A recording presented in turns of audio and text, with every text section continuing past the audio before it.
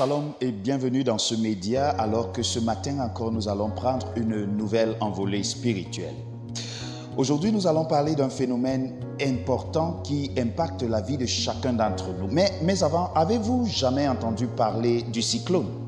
Le cyclone, c'est cette perturbation atmosphérique qui s'établit autour d'une basse pression et qui se déplace en tournoyant et en faisant des dégâts partout où elle s'y rend.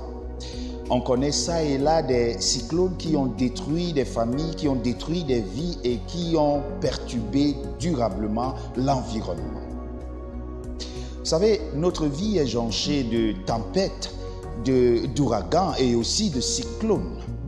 Mais il y a quelque chose d'important dans le cyclone, c'est qu'il y a ce que l'on appelait l'œil du cyclone. Tous les éléments de la nature se déchaînent, mais là, dans l'œil du cyclone, il y a un calme important. La parole de Dieu me dit dans le livre de Jonas, chapitre 2, le verset 2, il est écrit « Jonas, dans le ventre du poisson, pria l'Éternel, son Dieu. » Jonas est ce serviteur dont je vous ai parlé il n'y a pas longtemps, qui a fui la mission que Dieu lui avait donnée et qui a essayé de se démener et de se cacher loin de la face de Dieu. Sauf que Dieu a envoyé cette grosse baleine qui l'a avalée. Et là, au calme, au milieu de la tempête, au milieu de la mer et nulle part, il a pris le temps de prier Dieu étant dans le ventre du poisson. C'est vrai que nos vies sont jonchées de cyclones, de tempêtes et d'ouragans. Mais c'est là que nous devons prendre le recul et le calme nécessaires pour chercher la face de Dieu.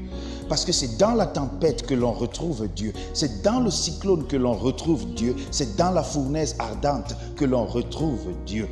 Je reste convaincu que c'est dans ton problème que tu retrouveras Dieu et ton miracle sera une réalité. Prions.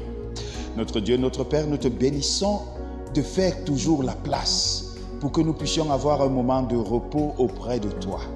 Quels que soient les cyclones qui envahissent nos vies, nous savons où te trouver dans l'œil de ce cyclone, dans l'œil de nos problèmes. Tu y es avec ta solution. En Jésus-Christ, amen. Je te bénisse alors que chaque jour tu sauras retrouver Dieu nulle part ailleurs que dans l'œil du cyclone de ton problème. Shalom.